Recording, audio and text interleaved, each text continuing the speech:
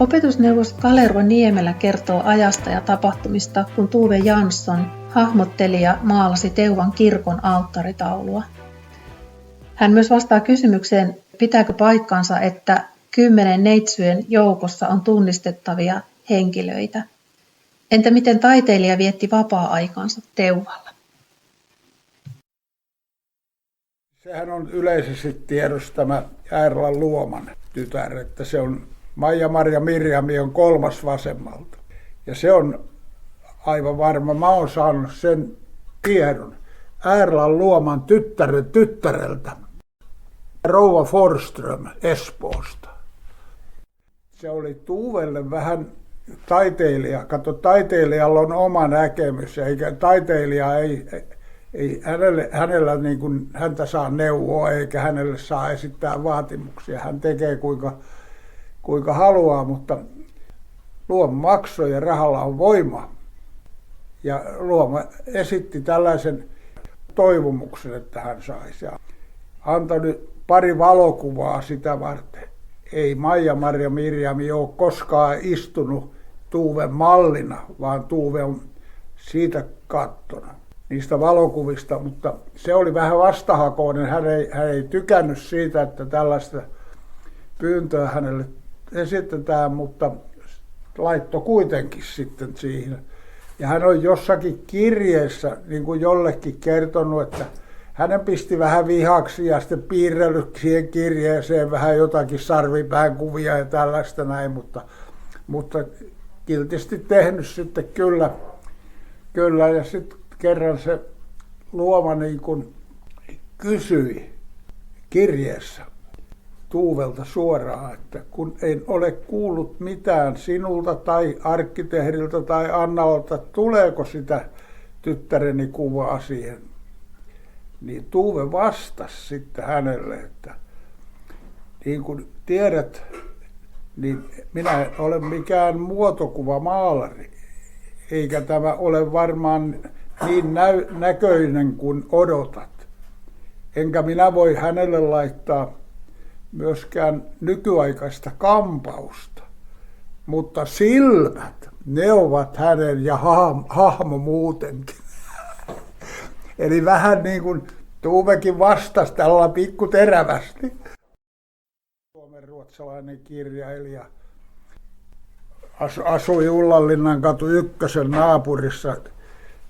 Siellähän on se torniatelje ja siellä tämä Sandman Lilius. Joo, mulla on hänen kirjeensä. Mulla on siis alkuperäisiä dokumentteja, joita mä pystyn väittämään.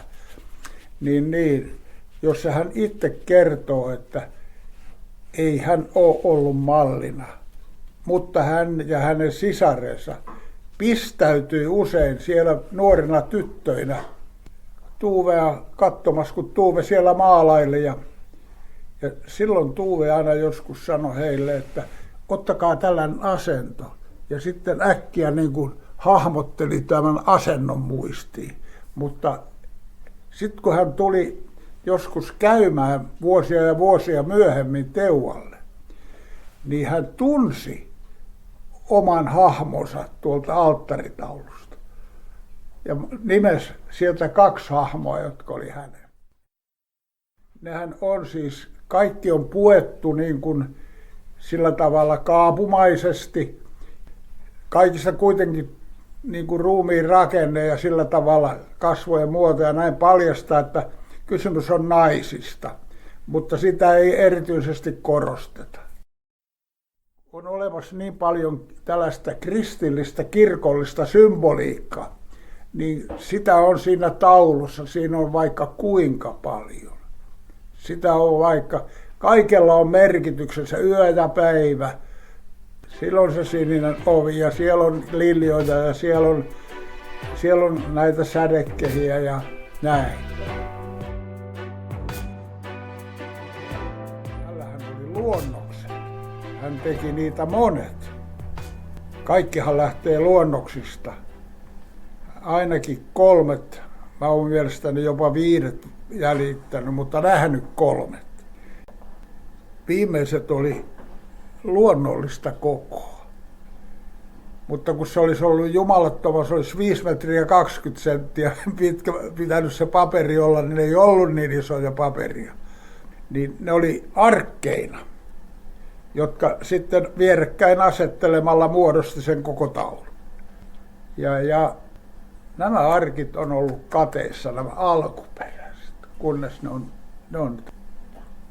ne on löytynyt sieltä, tai minä en ole ollut niitä tietysti löytämässä, mutta nämä niin kuin Muumin karakteriksin tutkijat, joilla on päässyt sinne, kun se on, koska ne edustaa perillisiä.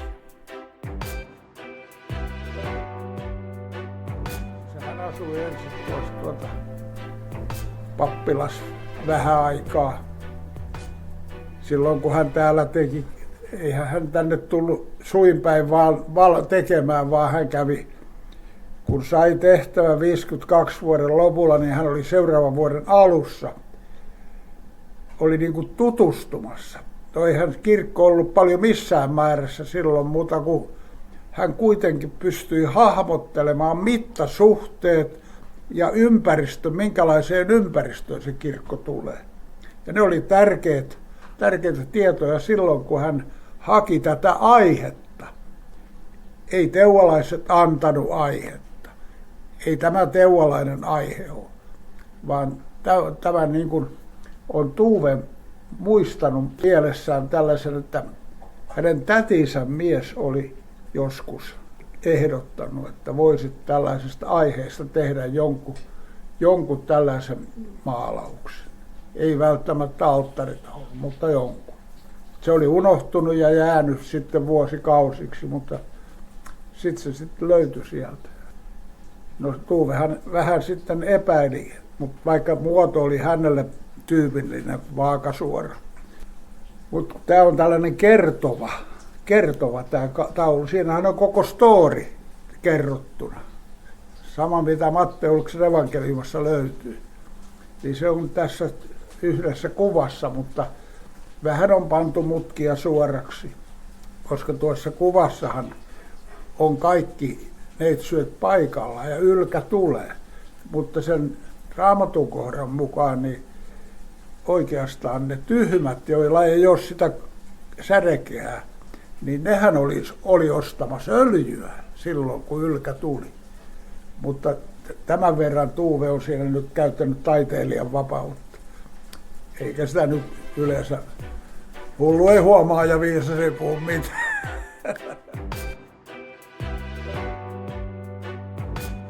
Mutta sitten tuohon asemalle, siihen matkustajakotiin, asuinhuoneessa numero 2. Senkin on onnistunut, joskus onkin.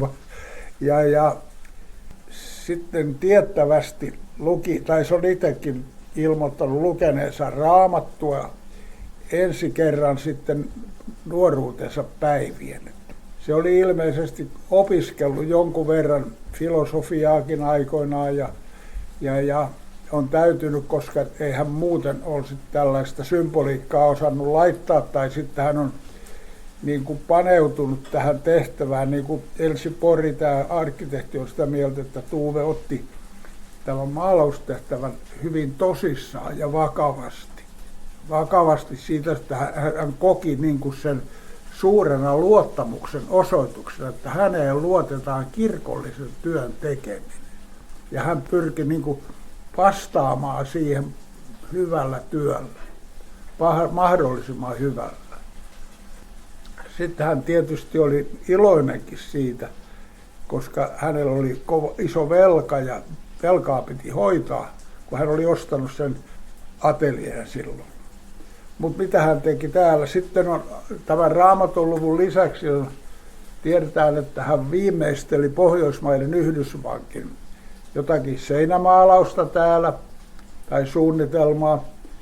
Sitten hän kirjoitti tällaista kirjaa Vaarallinen juhannus, johonka luultavasti on vaikuttanut jotakin sen keväiset tulvat Pohjanmaalla, koska niitä silloin oli voimakkaat korkeat tulvat. Ja mulla on yksi tamperelaisen naisihmisen dokumentti, jossa hän kertoo, että kun Tuve tuli tänne tänne tuomaan näitä viimeisiä luonnoksia nähtäväksi ja hyväksyttäväksi, niin oli vettä tiellä ja he joutuivat sitten kiertelemään ja silloin joku oli käyttänyt sanaa tuhotulva, joka oli sitten niin kuin sillä tavalla uutena sanana jäänyt Tuuven mieleen ja tätä tuhotulvaa sitten on käytetty hänen kirjassaan.